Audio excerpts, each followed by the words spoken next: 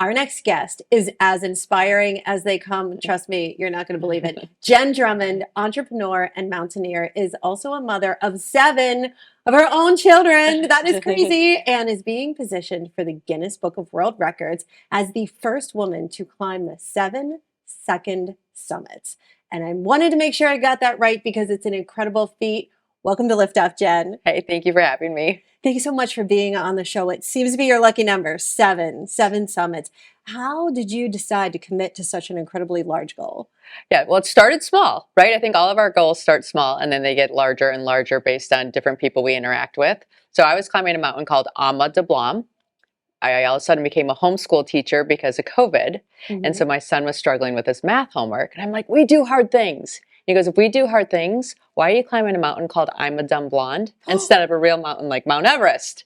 I said, Ama de Blanc, honey, not I'm a dumb blonde, but thank you. And so then he upped the ante to Everest. I hired a coach. A coach gave me a book to train.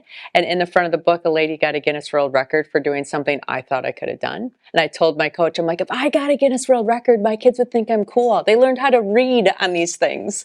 And he came back a few weeks later and said, oh, I have a record for you.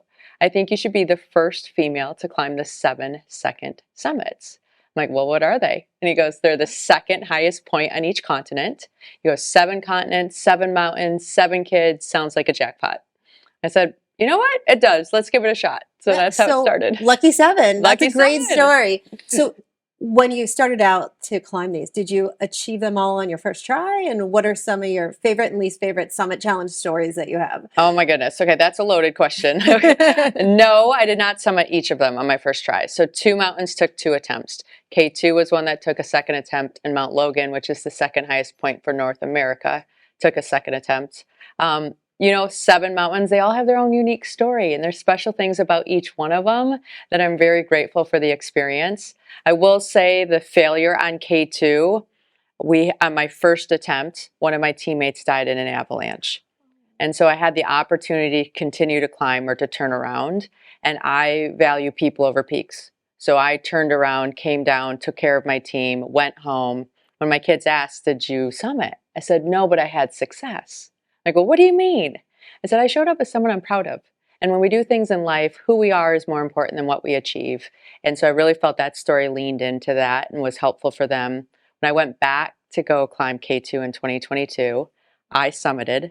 But the real success was right before I left, I had found out that there was a female that wanted to climb from Pakistan. She didn't have the resources.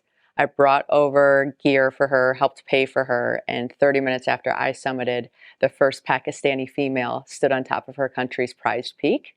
And so I feel like that failure actually set me up for more.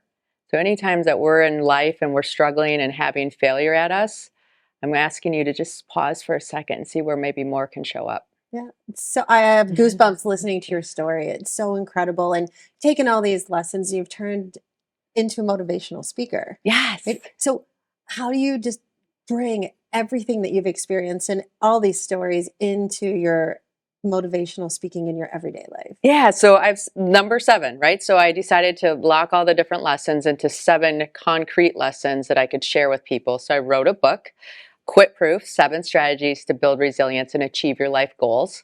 Because we all have these things that light us up inside, and we don't want us to quit on those. Because if I do me and you do you, then everybody benefits worldwide.